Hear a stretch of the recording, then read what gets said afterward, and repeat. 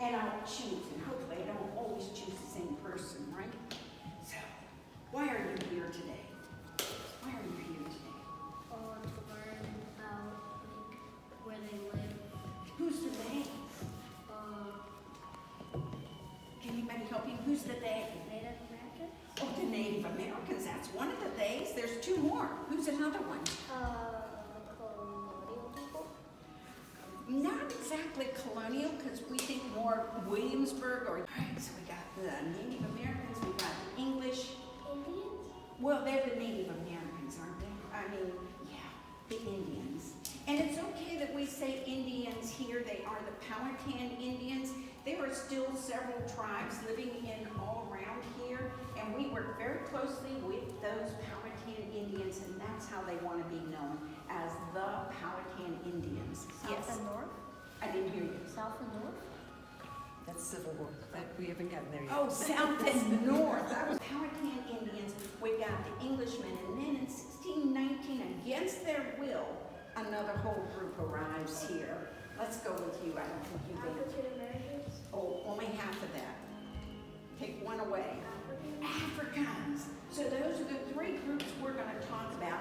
Now we can talk extensively outside about the Powhatans because we see a recreated village. And we can see where the Englishmen lived and how they got here, but we don't have an outdoor area really to talk about the Africans, so we will visit some places inside, mostly concerning the Africans. It's a huge museum inside.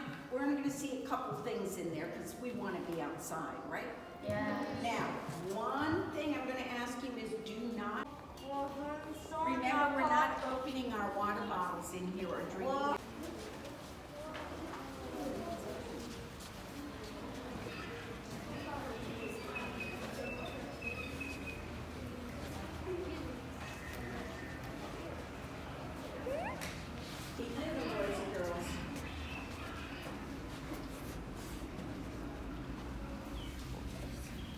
So now I want to ask you, what does this is showing you a typical village in Angola, Africa.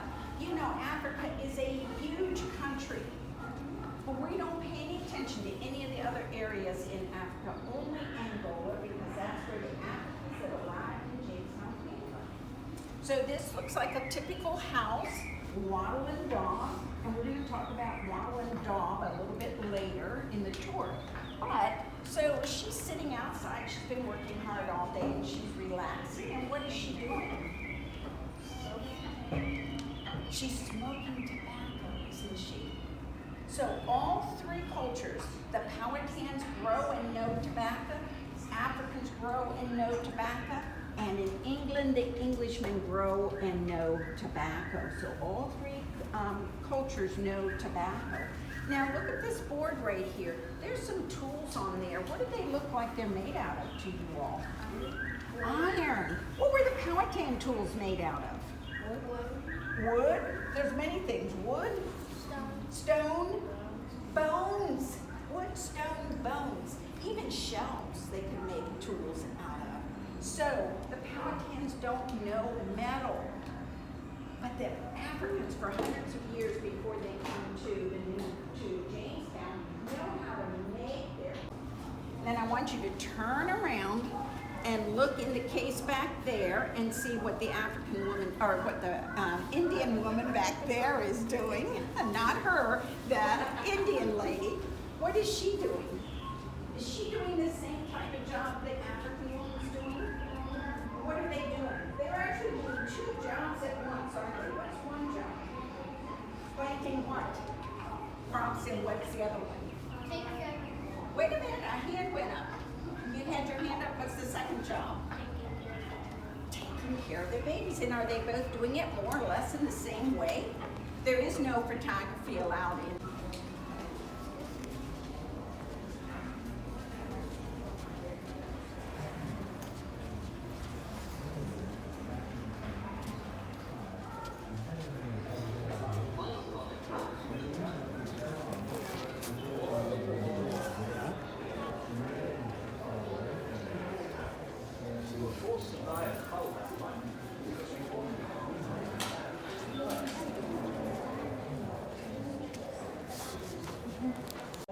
To make her garden.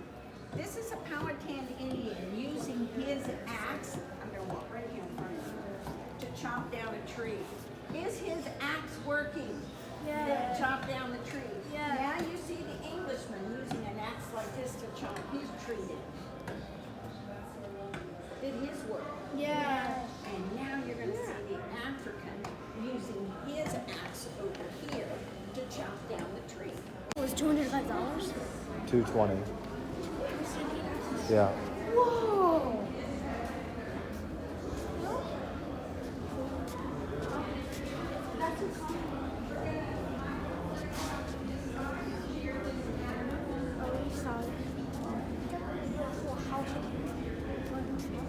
Yeah.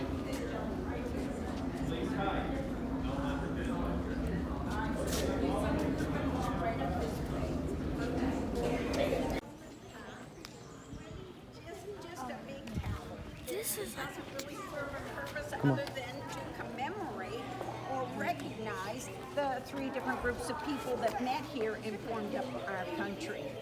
Now, boys and girls, we're going to walk down to the Powhatan Indian Village.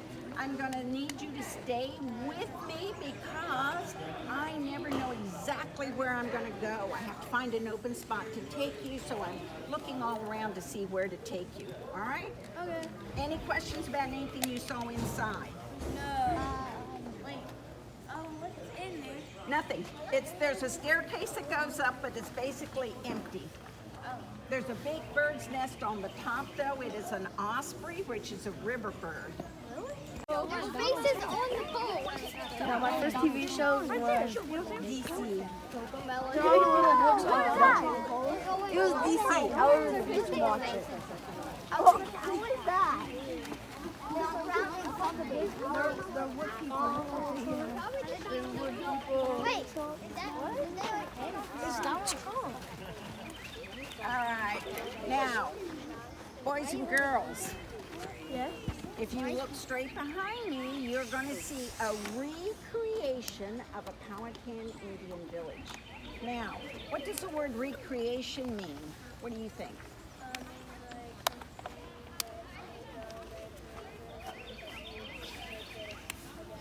Something that's no longer around. Is that right? Does everybody agree? Well, what I'm also going to tell you, it's also recreated here away from where it was originally. This is not the original site. The original site is about 1.5 miles in that direction. It is a national park open to the public, but they don't have the recreation of the fort, the Powhatan village, or the ships. So you're walking around an archaeological site, which is wonderful. It's a very good place to visit, but it's different than this museum.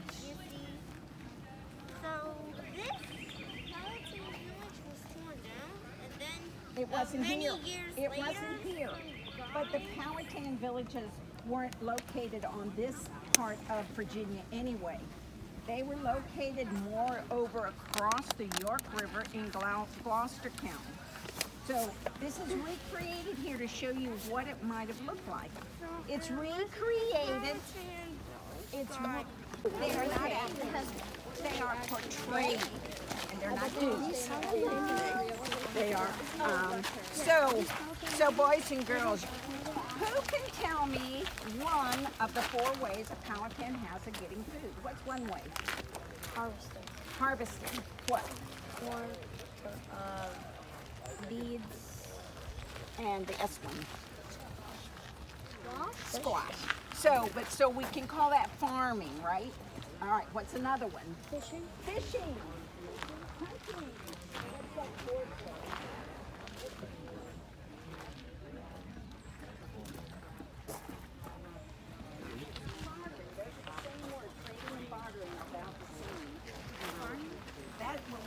extension farming. How about gathering? Have you all ever been out to the strawberry patches or blueberry bushes and gathered your strawberries and blueberries? So the Powhatans are able to hunt, fish, farm, and gather. Which one of these is this one? Farming. Farming. And what is the little hut right there in the middle of the garden for? Hunting what? Animals. The animals that are where? In the woods. In your garden. Like rabbits. Yes, bunnies, rabbits, squirrels, birds, the occasional deer that if they didn't have a fence could jump the fence. But the Powhatans had those stick fences like that the deer couldn't get through. All right. Yes, so they are working in the garden today. That's pretty cool.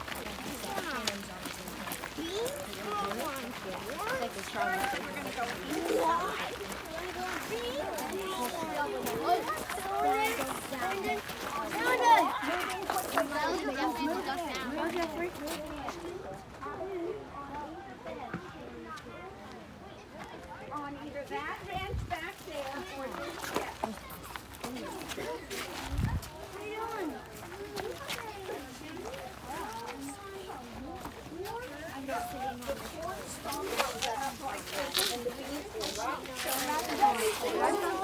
Boys and girls, I need everybody quiet. That's where they make the Excuse me, I need everybody quiet. Is it done? And students, I would like you to be seated. So you can sit, some of you could sit to the back if you need to on the benches. All right, so this building is called a Yehaken. Can you all say that word for me? Yehaken. It's spelled Y-E-H-A-K-E-N. Is it done? Yehaken. This is a Powhatan word for house. Jeremy, So, you go on. Here, sit down. all right, so does this look like your home? No. So, individual family home, and we're not sure exactly what that means either. Now, everything in here has been recreated in the same manner that it might have been built in the 1600s by the Powhatans.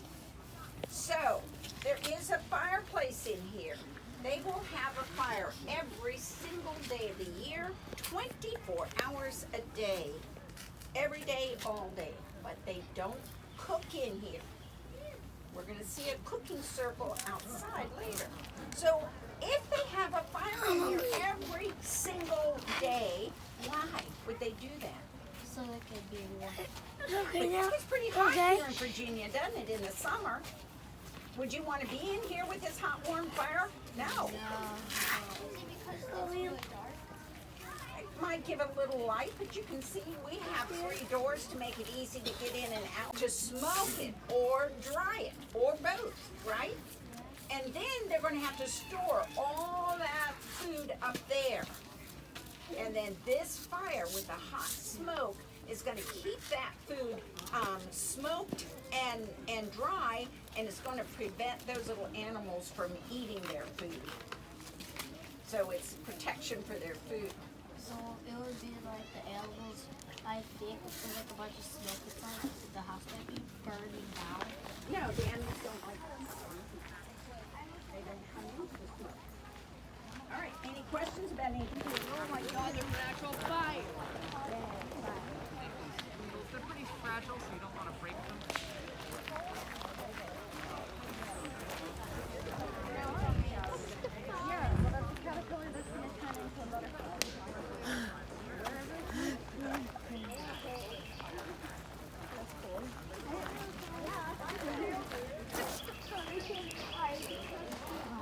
Well, how are you all doing today? Depends on why there's an actual fire. Yes, from Winchester area. How are y'all doing today? Good. So what I'm doing here is I am working on doing some cooking. So what I got here in the pot is I got some fish stew because this is fish season. So we've got some fresh meat courtesy of the guys that have been out fishing in the river. But this is probably not cooking the way you think about it. So So what happens here is Mom gets up in the morning. She's going to bring some coals from the fire inside the house because that never goes out. And she'll use it to start a fire inside the cook circle. So we have 5 Yahakins here in town. We've got 5 cook circles. Every single family's got their own cook circle. So when I've got the fire burned down enough, I'm going to take the coals that you see there and put them around the pot. So that allows me to have cooking going on around my pot and inside my pot without me having to stand here, because beyond fish season, it's also planting season, which means I got to be out in the fields and I can't spend all day here cooking. I'm cooking fish stew.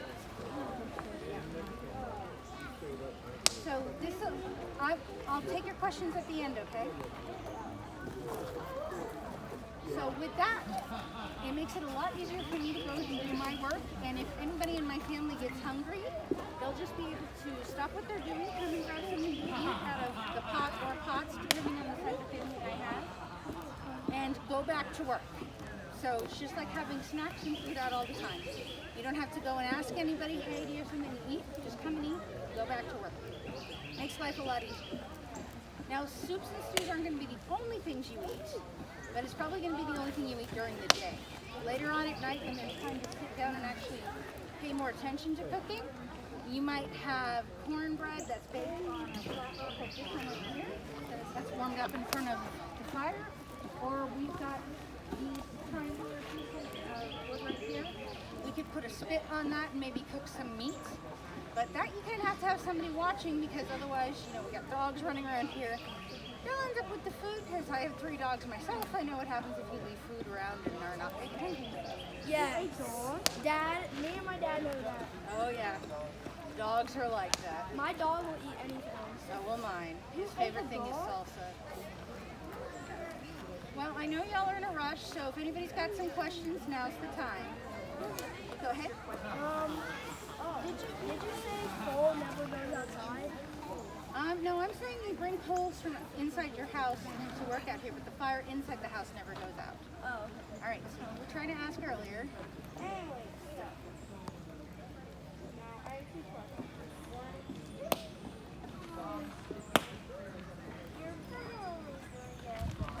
Is each of you take and go 1, 2, 3 times, scraping somewhere, then turn around and hand the shell to the person behind you, and then join me right over here, all right?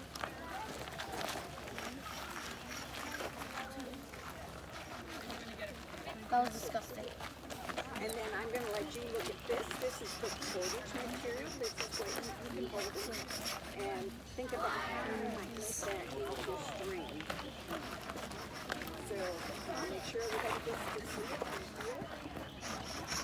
I don't pass it around. Let everybody see it and see it. That is what they're going to make their string out of.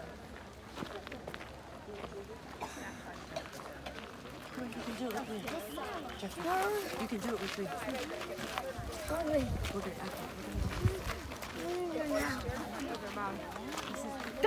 Don't get this side. This side.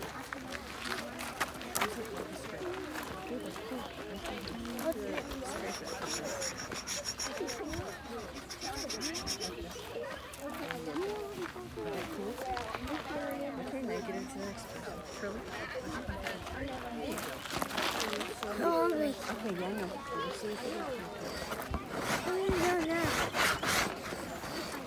Alright, so boys and girls, you're going to see, it is a nest. What kind of a bird would make a nest like that? An eagle. A bald eagle lives in that and has been a pair, 2 of them, maybe 5 or 6 years now. And occasionally we see them out and about as they fish for their babies. Sometimes if you look at something, they kind of get out of sorts, the shark stew, and they might come up here. Is that But real? it's very rare. Replica. Once or twice in a whole It time looks I've like been the here. real one. Have I been told? I've never seen it. Have I Oh, they been told just there were built sharks it? Yeah, they build it to look like the real one.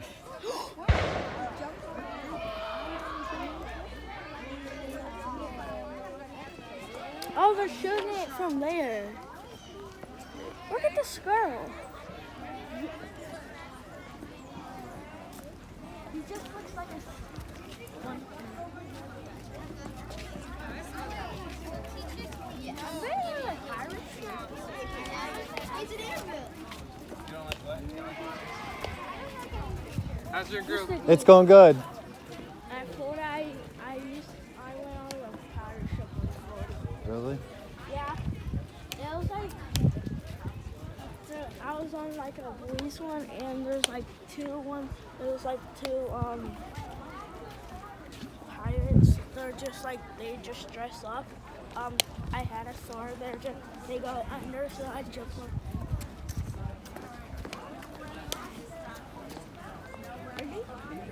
I'd just like you to gather around me for a minute here.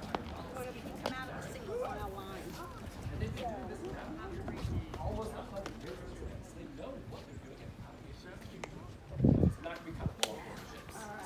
These young people are waiting to get in there too. So we have somebody that's going to talk to you right here. Some facet of sales. Let's see what he has to say. Hi. These Good morning, everybody. fourth graders from Winchester. Winchester, one of my favorite cities, Shenandoah Valley, right? Yes. Excellent. Beautiful part of the state. So I want to talk to you for a few minutes today about navigation in the 1600s. So, in order to navigate on the ocean, we need to know what direction we've been heading, right? And what tool do we use for that? A compass, yeah. So take a look at our compass here. We got what's called a mariner's compass. So notice how it's mounted on these rails called gimbals in this box. Can everybody see this? Yeah. So why would we want our compass to be mounted on gimbals? What do you think?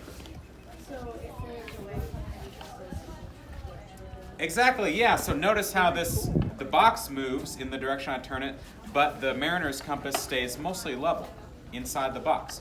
So it works kind of like a gyroscope or a hammock. It stays in place as the world around it moves. So that makes it a little more accurate for us. So I'm going to need your help with some navigation today because hypothetically, let's say that the navigator has come to us and said that he needs to take a nap for about 30 minutes. And he's asked us to navigate for him in the 30 minutes when he's going to be asleep. We say, aye, aye, sir. So what we need to know is what direction we've been heading, how much time we've been sailing, and the speed we've been sailing at in order to navigate. So looking at our compass here, let's say that we're sailing this way. Looking at our compass here, it looks like that's north, so easy enough. So on our traverse board here, we keep track of the direction, the speed, and the time we spent sailing. So, you young sailor, would you mind taking this pin and placing it on due north on the first ring coming out from the center? Perfect. So now when the navigator wakes up, he can see that we sailed for half an hour due north. So each one of these rings represents 30 minutes of sailing. Down here we keep track of our speed. So these ships are not very fast. So could someone give me a number between 1 and 9? Yeah? 4. So can you take this pin, you, and count 4 holes over and place that in the 4th hole? All right. So now when the navigator wakes up, we can see that we sailed for half an hour at a speed of 4 knots. Now if we want to really be helpful for him, we can do a little bit of algebra to determine our distance traveled. Distance traveled is equal to speed times time. So what was our speed again? 4 knots. Our time is half an hour, right? He's going to wake up in half an hour. So 4 times 1/2 hour. What's 4 times 1/2? 4. Not quite. 4 times 1/2, or half of 4? 2. So this means that we should be 2 nautical miles north of our position half hour ago when the navigator went to sleep. So now when he wakes up, he can pull out his chart and say, okay, we were here half an hour ago, now we should be 2 nautical miles north of there. So this is called dead reckoning navigation. Does this make sense? Yes. Congratulations, you are all now experienced navigators. Good job. But keep practicing your science and your geography and your math, and you'll make excellent navigators someday. Now, do you have any quick questions before I turn you back over to your group? I wish I could stay in Florida because it's more hot. This Winchester, it's colder.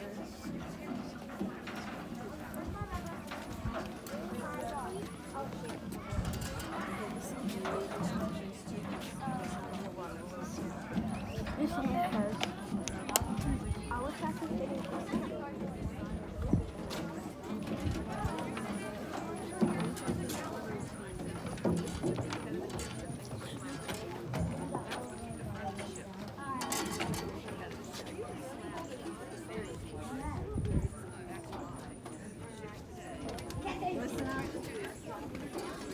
amazing. And you're gonna have to turn around. So, you're gonna turn around right here on this ladder. And then follow me down here. Got it? It's because you're a sailor on board here. This is the safest way to get down there. All right. You want to get down with me? Jeffrey. Luca, help Jeffrey go down the steps.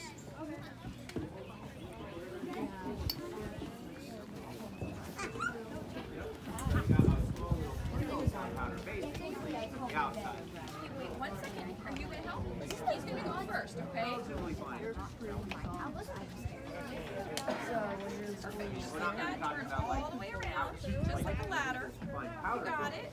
Good work. Finer than what you're putting in for the main drawing. This is we're steps pick anybody in the head, okay? All right. Next to the other ship, and then you fire as fast as you can. What you're looking at here is typically you're going to kind of sail into range, fire all your guns, and then you're going to try. Yeah, so many beds. There's quite a lot of people right there.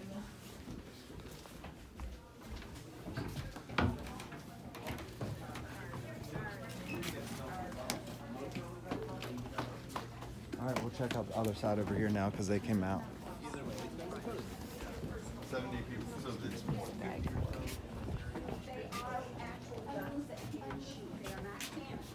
Oh, sorry.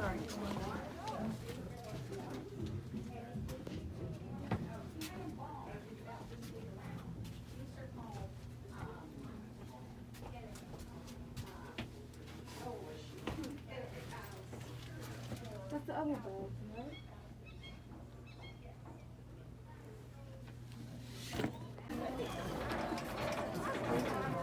Have a great day. Girls, don't get into a run. Just walk. Miss Santos, how long are we staying at Yorktown? Are we having lunch soon?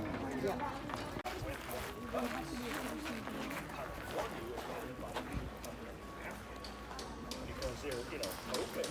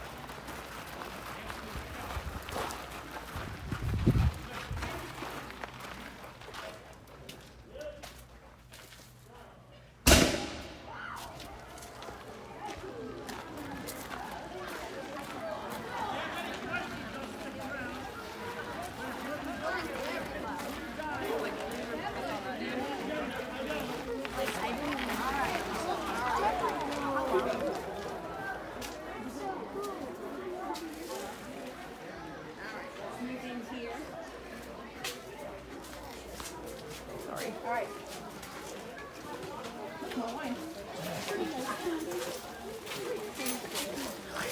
This came from the Susan Constant, where you were sitting down there in the middle of that ship, where all the heavy cargo was down below you. And all that cargo gets unloaded into a building like this called the storehouse. All right, so this is representing the storehouse. So think about some of the things that were being brought over for you as a colonist to start a new living over here.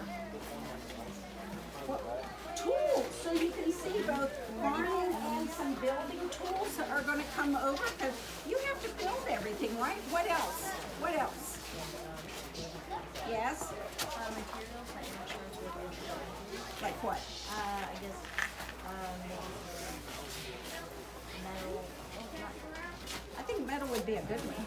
So like maybe the hinges for the windows. How about barrels of nails? You're not going to find nails over here. There's nothing over here. There's no stores. There's no people. Huh? Scary. Yeah. All right. So all that. How about food? Are you going to be hungry? How about clothing? Are you going to need to? Are you going to wear your clothes out pretty often? Yeah. So all of that stuff is being shipped over here and stored under lock and key. Doesn't belong to you. It belongs to the Virginia company. Excuse me? The group of men over here. So they know the different types of barrels. Yes. Is that tobacco? That is tobacco, and boys and girls, that tobacco's been hanging there for a very long time, so it looks pretty nasty. Yes. Wait a minute. He's asking me a question. Yes. Go ahead. Just Is there actually like something? I doubt it. The barrels have been in here in this condition for a long, long time. I doubt they're really in it. Or you got a bowl of oatmeal, or you got something even like this. This is the size caliber musket ball that would have come out of that gun he just fired had he fired a musket ball. Well, he did not. He fired a paper cartridge.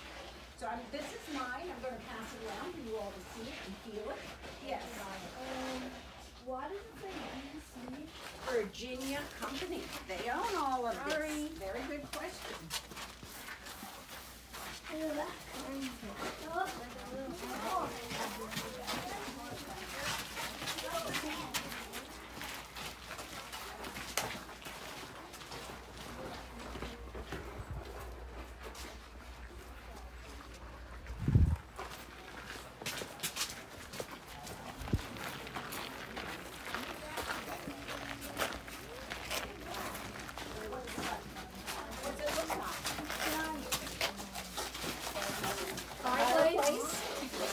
Yeah, those are called andirons.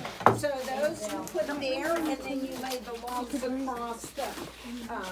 So this one needs to be cleaned out a little bit. This fireplace, see, they're cleaning it out over there. Moving this room is big enough for everybody to be in here. So remember, it's only men and boys coming over here in the beginning. Men and boys. So this would be a house maybe that some of you would be assigned to as men, and all men and boys are considered soldiers that come here too. So maybe there's a lot of you living in this house, and maybe this is your common room to cook. You can see this is set up here, and the loft is a bed and one over there. And in a minute we'll walk through what they didn't call them rooms, they called them chambers. So we'll walk through the bed chamber in just a minute. But you're cooking any food that you might have, and remember that horrible starving time when there really was no food here. And every time they wanted to go out and hunt or fish, the Powhatans were shooting at them with their arrows. So it was very tough going here for a long time. And does anybody know? So you have Mistress Forrest, who arrives because her husband, Mr. Forrest, is already here in the fort, and she brings with her a young girl called Ann Burris. And Ann Burris is a servant here. She works for the Virginia Company, but she meets up with Mr. Layden, and she marries Mr. Layden. So she becomes Ann Burris Layden, and she goes on to have the first child born here in the colony. All right? Any questions about anything you see in here? No. What is that? Yes, ma'am. How do they make this? A carpenter makes that. It's just a piece of, they cut down a tree and then they cut pieces off the tree to make it. Yes. What do they use? That's a, believe it or not, that's a candle holder.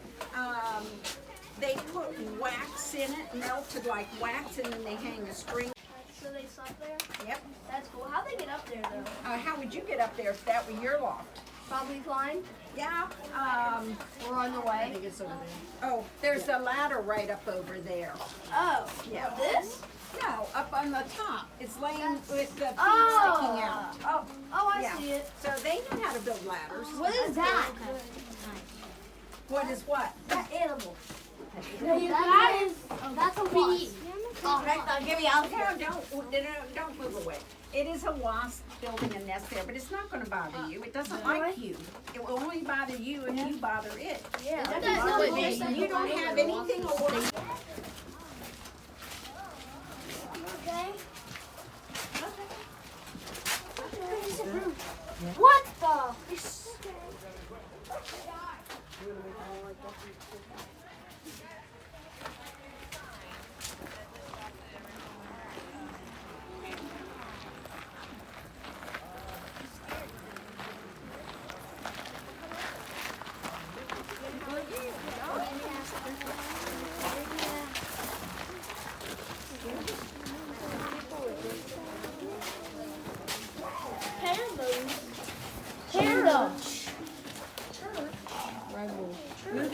Move up towards me, everybody, so everyone can get you.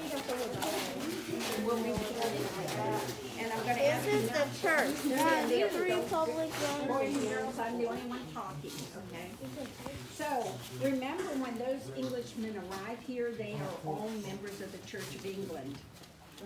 Yeah, really. And you're gonna be required, as a member of the Church of England, to attend church twice a day, every day, and 3 times on Sunday. Is that a lot of church going? Yes. But let me ask you this, when you're not in here in church, what are you doing outside?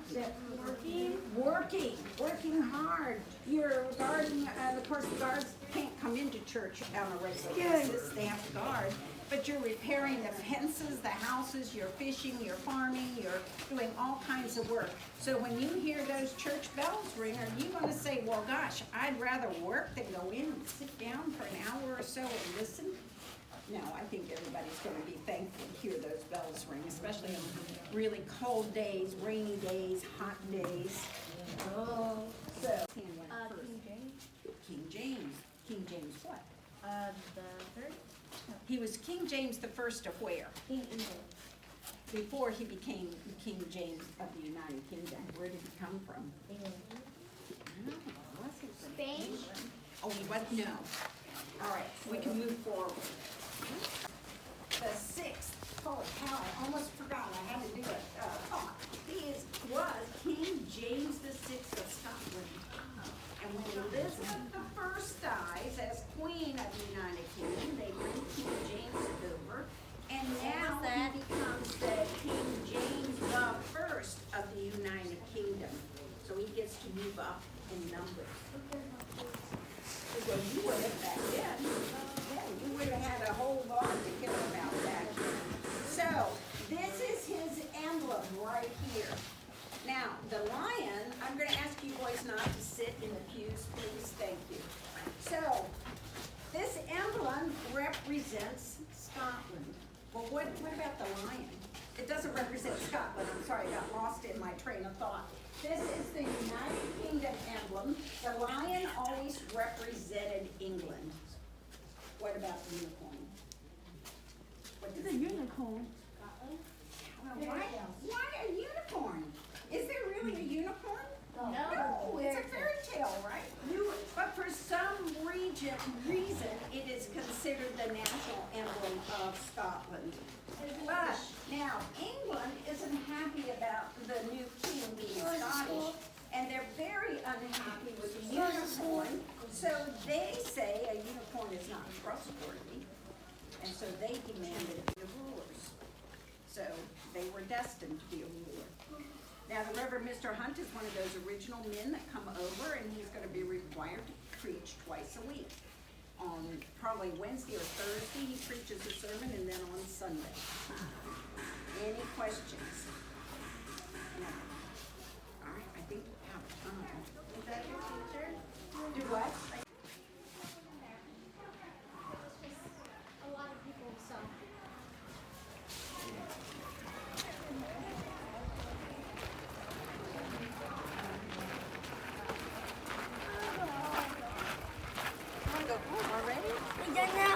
We're gonna get left. Between this beam and this beam, you would see those woven sticks right here.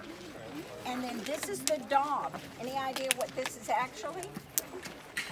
Wood. Clay. Clay. It's clay. Virginia is famous for its clay.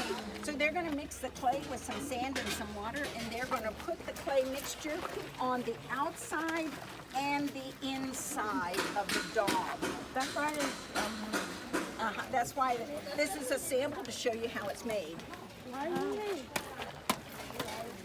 Oh my! Well, Why do they have numbers? yeah. Look at this. Do you see that same number somewhere else? Is it right here? Right there. Right there, right there, right there, down there. Why do you think this number and this number match, and this number and this number match? Random. Because they have, I guess, different lengths of the same length, You know where, right? So the carpenter may be way over here somewhere cutting the wood, and he knows by his measurements which piece goes where. But you, as a worker here, don't know that. So you are going to match up your numbers. Do you have to know what this means? No. You just have to match the numbers, right? Yes, ma'am. what is that stuff up there? That is called thatching, and remember the Powhatans were making their houses out of river reeds. So these are those same type of reeds. They gather those down at the water. They're in bundles almost as tall as I am and this big around. And then they lay those bundles on top of each other coming down the roof. So it's wattle and daub and thatched roofs. They're building like this in Africa. They're building like this in England. They're building like this probably in Spain and all over the place. How was wood made? Wood is made by God in the trees and nature, right? How was God made? No one knows. How No, done.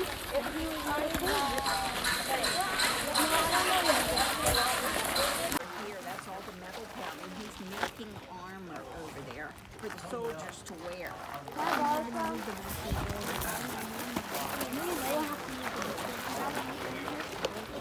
You're bringing your arrows and you're putting dents in your brand new shield. What are you doing? And he said, one, making sure it works. Two, if you were portraying a grizzled old veteran of the 16th century French wars of religion, and you're a fellow who has faced English archers, do you think your shield isn't going to have a single blemish in it? Yeah. He said, because the next thing I'm doing is painting. I would like to go here. It's like right here.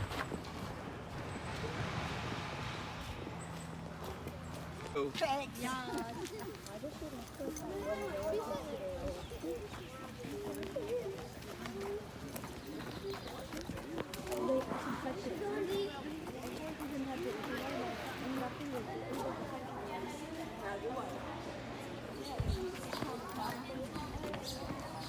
I don't even have this.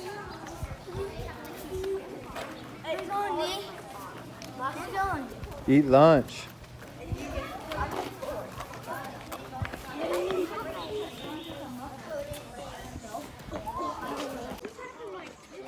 I was playing Roblox and there was this one girl who was being really mean to me.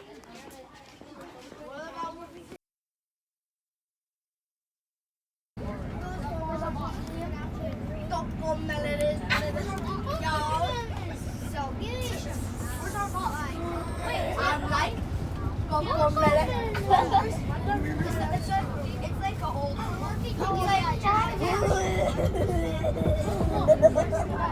so you gave me the party.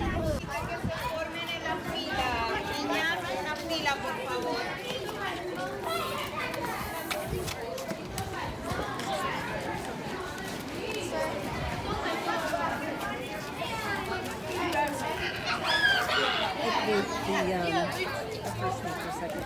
So Jimmy second. Christian, I'm not sure to make it.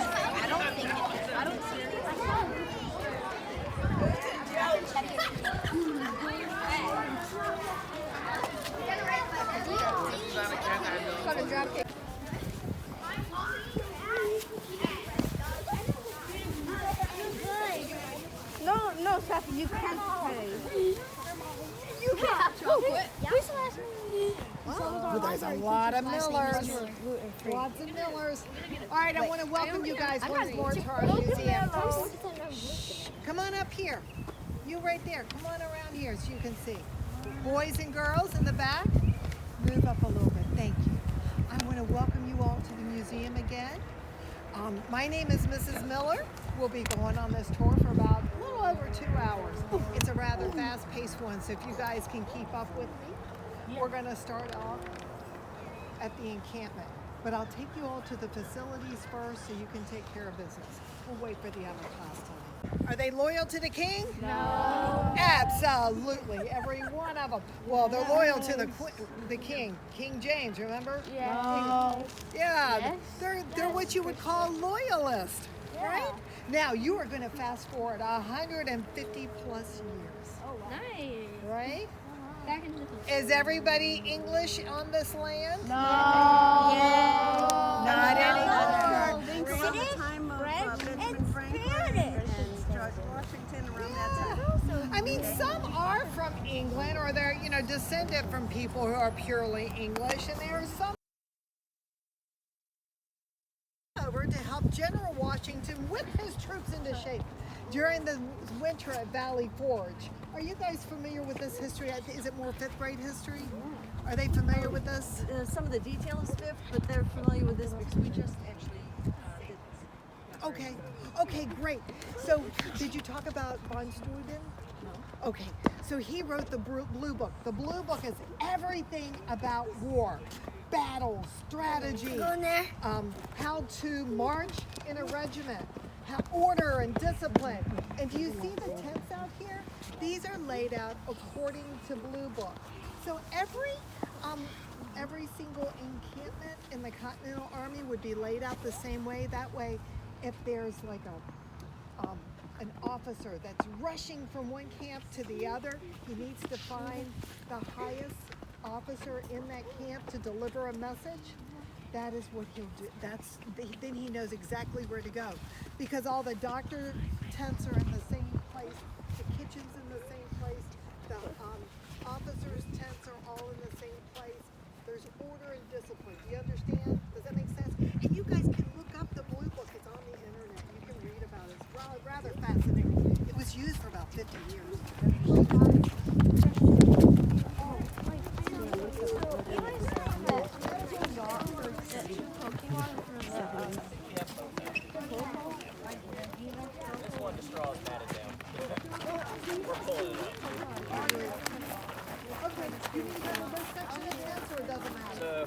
Well, you can go to whichever one you want. I'm just saying this is the only one matted down right now. The rest of it's all torn up.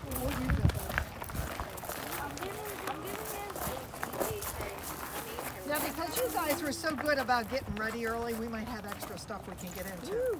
All right, now, you guys kind of group around me so that you can see. So if you're in the back, come on in here. I understand. Okay, take one step back. Thank you so much. Okay, now, I understand you'd like to join the Continental Army. Is that right? Yeah. That's what I want to hear. Okay. Shh. You don't have to worry about buses for 2 hours. Now. Oh, you want to leave. He doesn't want to join the army. Now, let's see if you qualify. You need to be male. Everyone male here? They're not Now, do you know there actually was a woman who joined the Continental Army? Her name's Deborah. Do you know her name? No. Okay. Her name is Deborah Sampson. She disguised herself as a man. She was so patriotic, and she must have some skills, So she joined. They didn't know she was a man until she was wounded on the field of battle. You mean a girl? That's kind of like They didn't know she was a girl until she got wounded. Then she had to go to the doctor. Oops, they found out. But you know what? They appreciated her, what she did and so forth. They gave. You want to be a thief? Would you rather be a thief? I don't think I want to be any of these. Oh my goodness. Now this is what we call our penalty corner. These people are being punished right now. Look at that, a gambler. There should be no gambling in General Washington's camp. sir. Shane. You guys help me.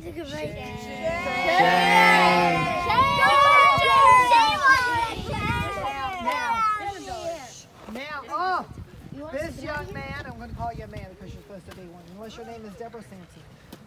You were insubordinate. That meant she didn't follow directions.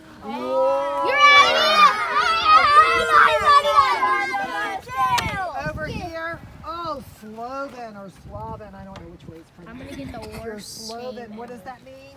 It means you're a sloppy soldier, sir.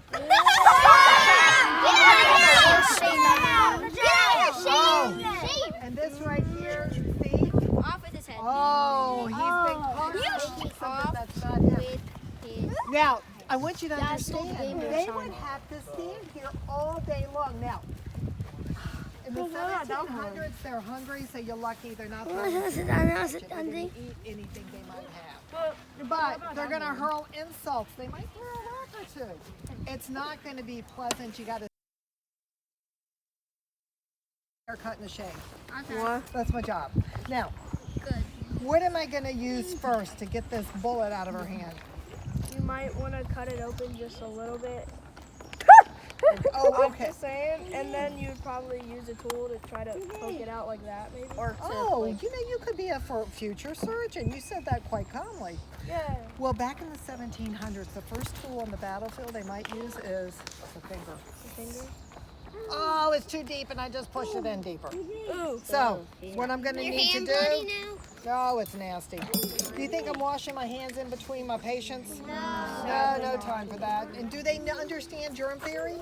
No, not completely, no. So I'm going to need to pull this out. Oh. No, but she's bleeding profusely. Now, I might clean her hand out with a little vinegar. Is it going to sting? This is the only antiseptic of the day. Really? Is it going to sting? Oh, it's going to sting something awful. And I might as well pour salt in it because this stings just as much as salt. Salt the wound. All right, now she's bleeding profusely. I'm going to need to stop it by using some cotton, some wool, maybe a cattail. I have 17 cats in Not real cats. What kind of cattail am I using for this? It's the plant that grows and it has the stuff at the top. I don't know what it's called. Oh, very nice. It's called a cattail. Yeah. It does. It looks a little bit like a hot dog on a stick. Yeah. Because it'll absorb blood. I've seen someone eat it before. You did? Oh, good. All right, now, perhaps she doesn't stop bleeding. Perhaps she keeps opening up her wound. How am I going to seal it up so that it can heal? Stitches. Stitches? What do you think?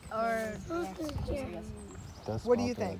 Maybe some like rags or cloth to wrap it up. So maybe, but it's not healing. It's just not healing. So I might have to cauterize. Do you know what that is? No.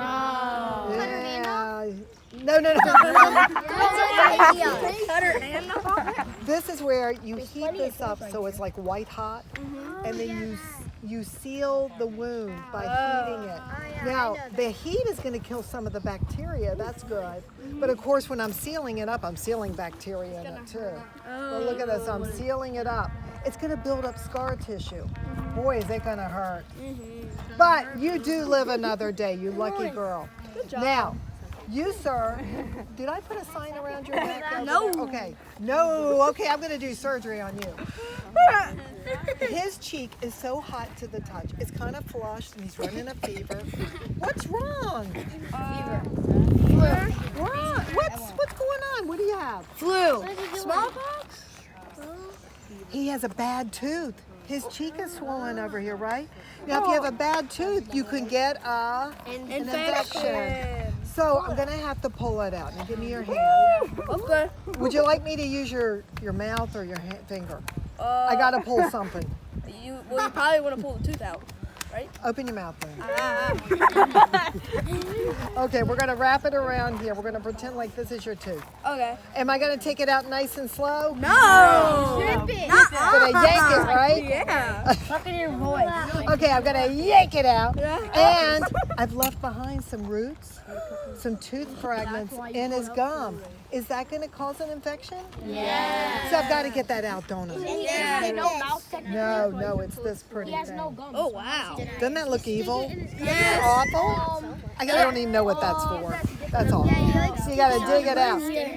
It's not easy being a dentist here, that's for sure. No. But you, sir, I just saved your life. Thank you.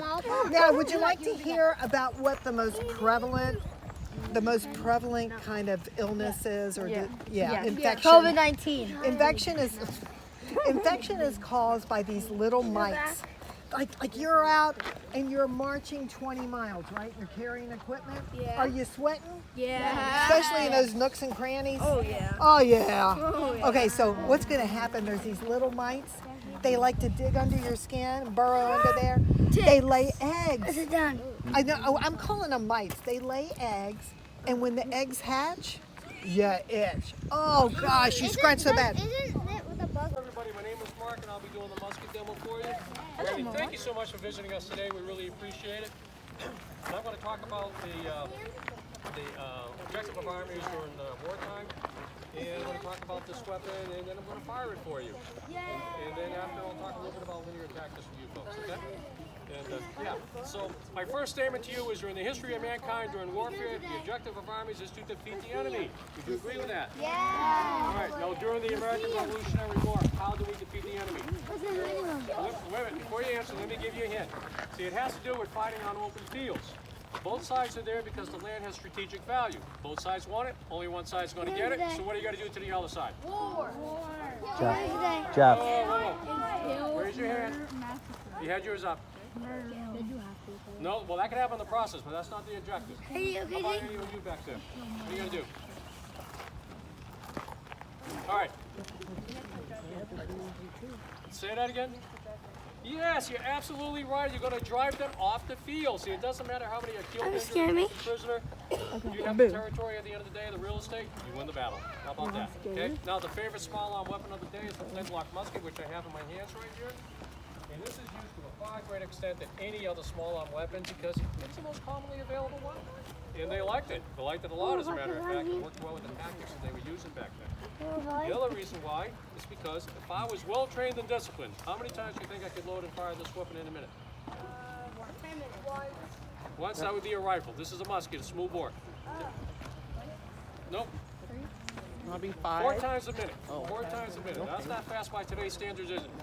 No, but back then, if you could load and fire this in 15 seconds, you were hustling. You were really moving it. Okay. Now, the other reason is because this weapon is designed for warfare. That's why you see the socket bayonet on the end. So in addition to a firearm, the soldier can use this as a spear-like weapon in close quarter combat. Right? Now, the ignition system is flint and steel. I'm going to put this at half cock right now. This is a safety. Did you hear that? Yes. Yeah. So it won't go off at half cock. You ever hear that old saying before? You younger kids? Yeah, you younger kids. Don't go off half cock. Some of you adults back there, heard that one before?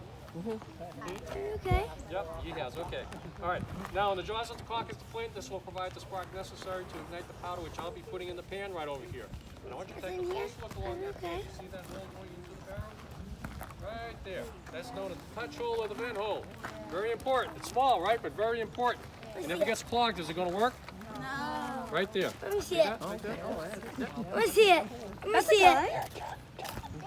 Now, when I do go to fire this, I'm going to pull out one of these cartridges, and I'm going to rip off the end with my teeth, pour some powder in the pan, and then I'm going to close this part. This is called the camber. This is going to move the weapon about like this. It's upside down now. Okay. Yeah, it's real hammer. It's upside down now, right? So if that hammer was open, the powder would fall out. Next thing you want to do is pour the rest of the powder down the barrel, along the paper. That will act as wadding when I ram it all down to the breech. Okay? Now I'm going to put this back in here. Now, when I do go to fire this, I'm going to go to full cock position, right? Now, where I have my fingers, that's the lock. You know, inside there's a mainspring. It's very powerful. So when I go to full cock position, it's going to hold it with a lot of tension. So when I pull that trigger, it's going to release it with a lot of force, right? And so what will happen is the flint will strike the hammer and force it open like that while it's sparking at the same time. That spark will ignite the powder in the pan. That's known as a flash in the pan. Never that old saying before. Just a flash in the pan. That flash will extend through the bent hole, the touch hole, and ignite the main charge and fire the weapon. That's if everything goes well. Anything go wrong? Yep, about 10 to 15% of the time. Now I'm going to get rid of the fire. And I'm going to dry this off real good because there's another old saying, keep your powder dry, right? And I'm going to dry this off real good before I go to fire because I wanted to pick up any moisture when I put some powder in that pan. Okay?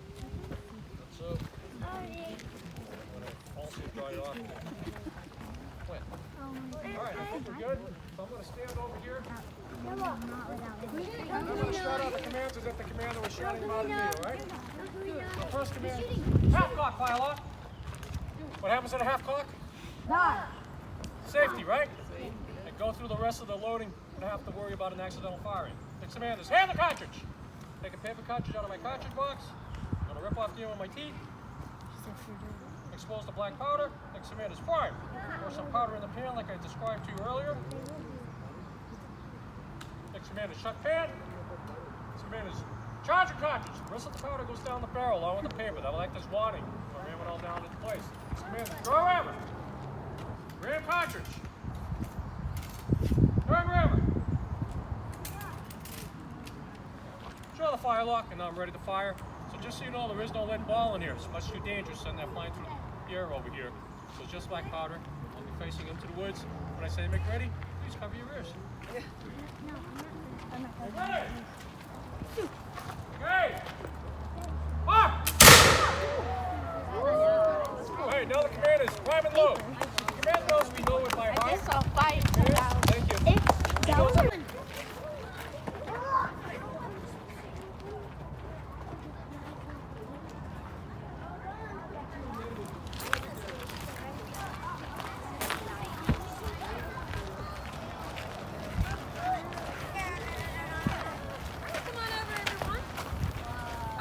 Work up an appetite after that muscle demo?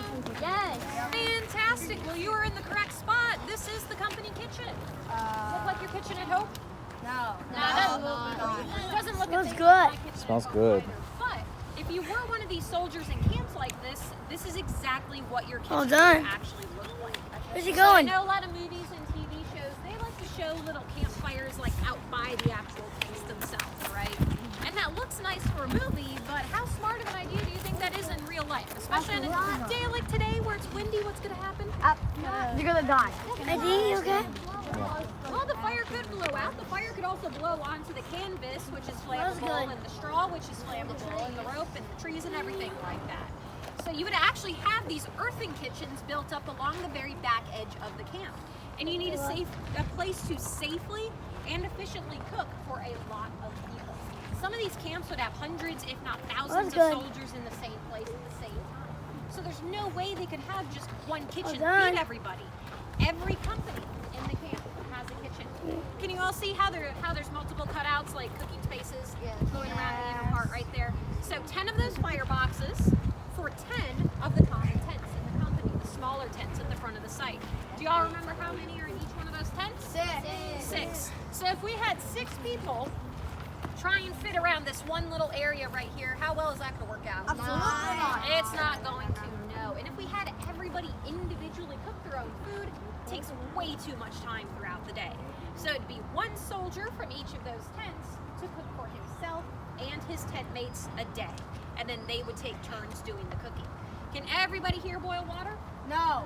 Wait, yes. I'm going to assume you guys are able to boil water. If you can, you are good to go. That is as complicated as the pan gets out here. And that is because the food is very simple.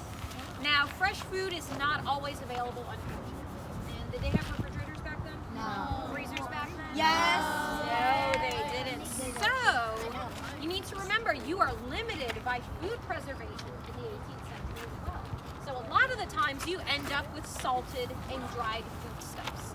Regulation ration for a soldier in the Continental Army is a pound of meat per soldier per day. A pound of bread as well. Am I talking about nice fresh bread?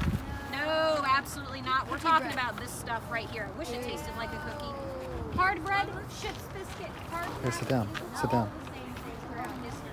Now, does anybody want to guess why you call this hard bread? It's hard.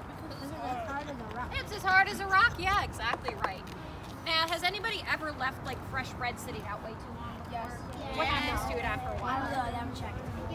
It gets moldy, exactly right. And it gets moldy because it has moisture in it. No moisture means no mold and no bacteria can grow. So as long as this stays dry, you're able to eat this. I am not saying that this tastes good. I'm just saying that it's technically edible. So you get a pound of bread every day. That's about 3 or 4 of these size biscuits, this size here. And then you get about half of a pint, so about half of a cup size like this, of a vegetable. Everybody here likes beans, right? Yeah. If you like beans, you're in luck. That's what our vegetable is this week. If you don't like beans, oh well, that is still what your vegetable is going to be. Now, while that's what the regulation ration is, here's the unfortunate reality of the situation. If you read a lot of the journals and diaries that these soldiers wrote throughout the American Revolution, a lot of the times they're going with very little food, or they're going without for several days at a time. So food supply will always be a struggle for an army. It is one of the most difficult things to get your hands on. Even the British Army, are as well trained and as long as they have been around, even the British will actually have issues with food during the Revolution. So I know you all have a lot to see and do on your tour today, so I'm going to hand you back over to your guide now because she has.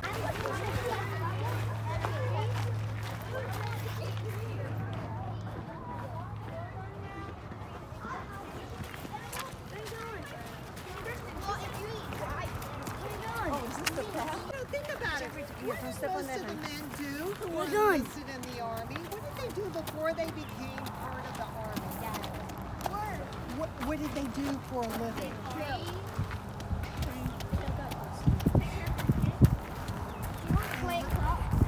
There you go. They're farmers. Most of the men are coming from small farms. So when they leave their farms, their wives, their children, and left exposed to like wild animals, the Indians, the British. They need to follow the husbands who are in the camp for protection. Yes. I just realized. Say now, because wait.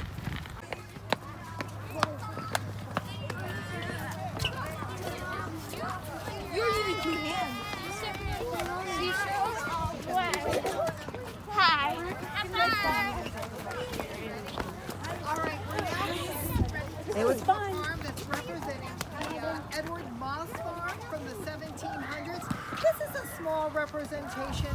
I mean, he would have had acres and acres of fields, but we're going to get a small representation. He's doing fairly well. You can tell by there's floors in the house. Not all farms would have floors. Well, and there's glass in the window.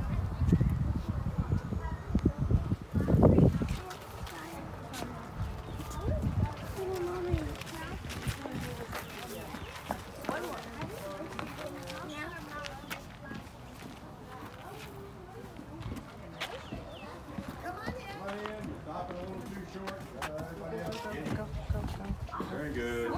Stand up. Yes, Everybody cannot sit. What's that? All stand. Welcome. So, what city are you all from? Very good. We're changing out, so I'm going to let him tell you more about the house because they're moving me some. Farmer, is he a patriot or is he a loyal? You have a nice hat. Thank you.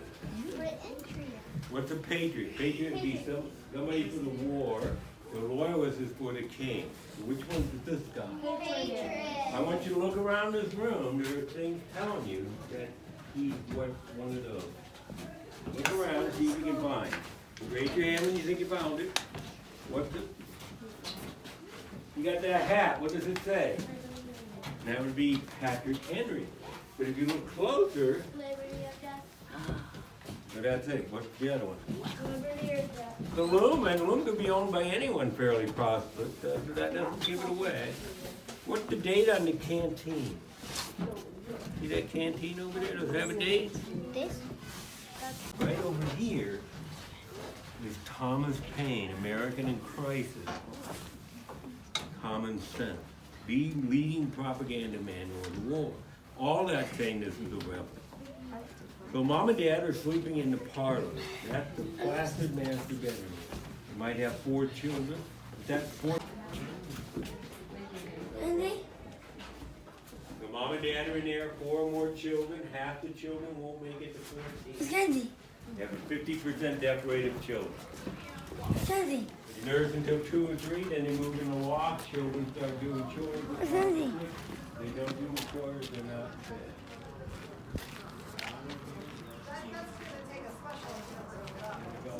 That person's not here today.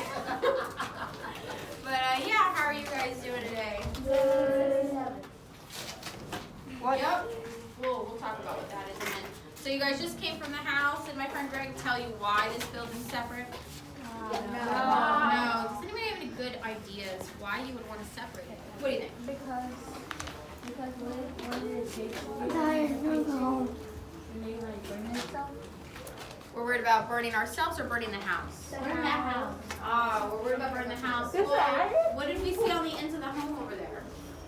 They were made from brick. What are those? Those are fireplaces. Yeah, I still got 2, right? Maybe you saw some lanterns and some candlesticks on the wall.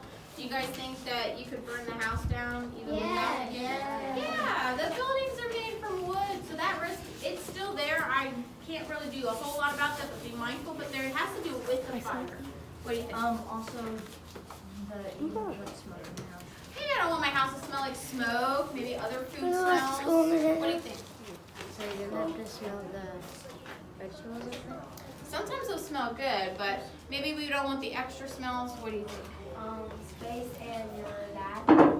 Space and my what? Your dad. These tomatoes. It's still the cash crop. Potatoes. The potatoes, garden, right? And that'd be like Jack and the Beanstalk. I don't know, but that's what I imagine. Pretty cool, huh? That's what they're going to have. Tobacco rolls. That's the crop that they really want to grow because they're still making a lot of money.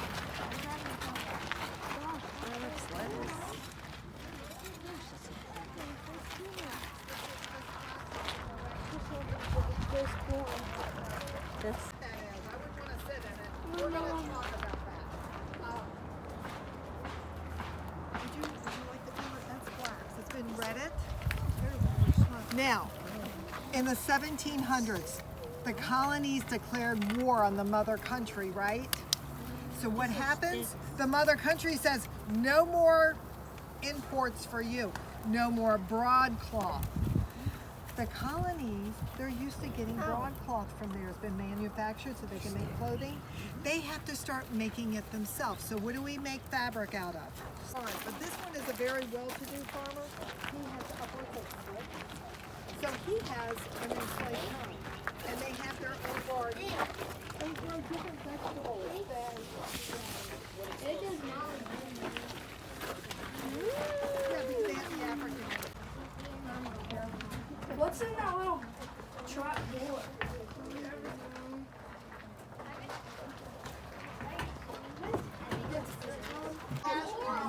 Your golden weed, right? It smells like a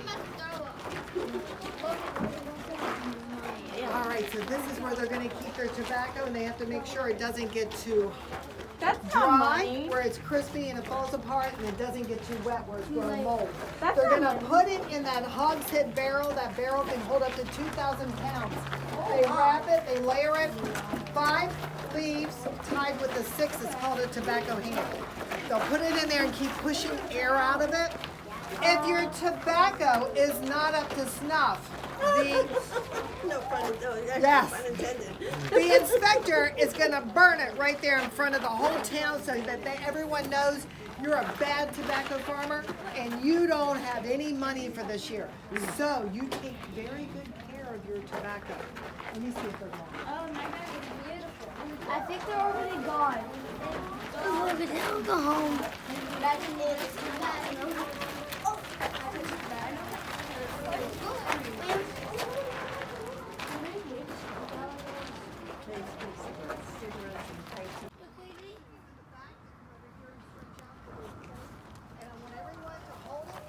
You're not going to talk while she explains because this is really special. Yeah. So I know the cat's really cool. He's very cute, but yeah, I hope you guys are listening because I agree. This is my favorite part. I love talking about this. I think this is the coolest part of the farm. So as she said, flax is something that they're going to use to make linens. Now looking at this, does this look like something we can use to make fabric? No. Yeah, so linen is a type of fabric. I am wearing linen. This is linen, my apron, my short gown, my petticoat, all of that is linen. Nowadays, we wear a lot of cotton. Most of our clothes are made from cotton. And that's because of a particular invention, I don't know if you guys know what it is, by a man named Eli Whitney. What is it? The cotton gin.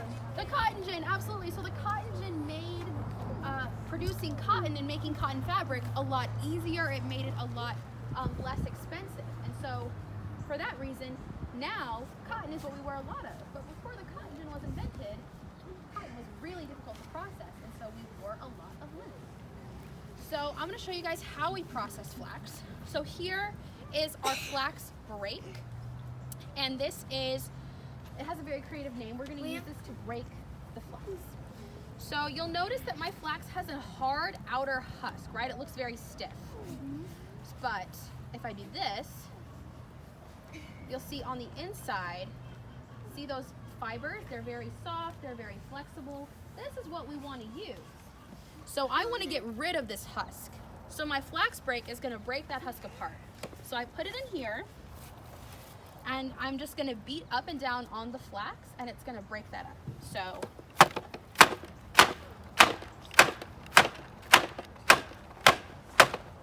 I'll go one more time for good measure.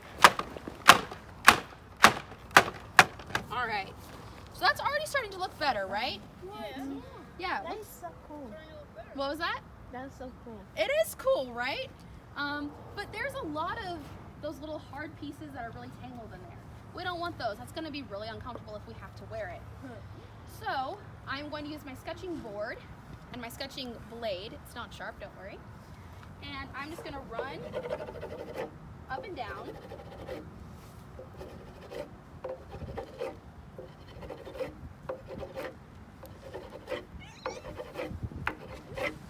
And you should start to see some of those hard pieces disappearing, right? Did you see those coming off? Okay. So now the last step, I'm going to come over here.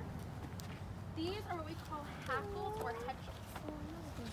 So they're kind of like a comb. What I'm going to do is I'm going to brush my flax through.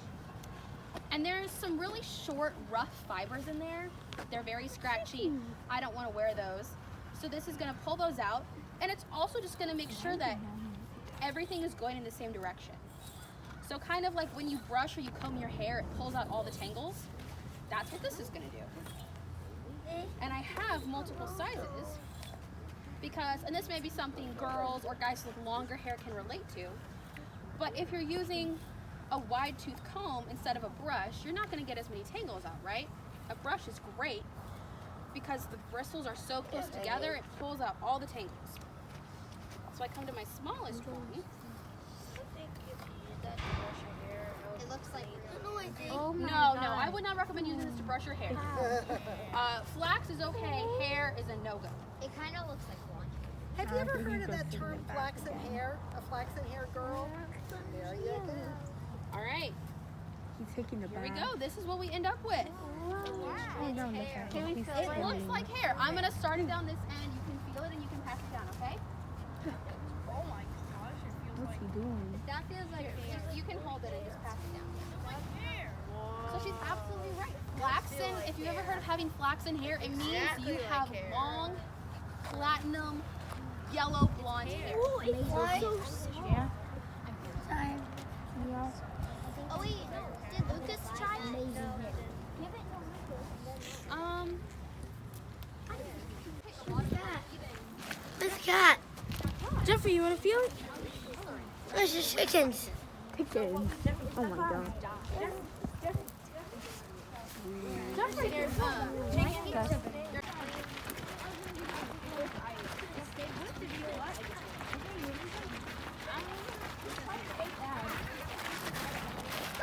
Yeah. So it was like this stick. It was kind of curved, and it had. Here's two more.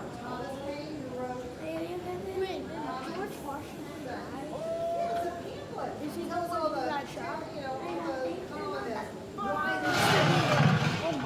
this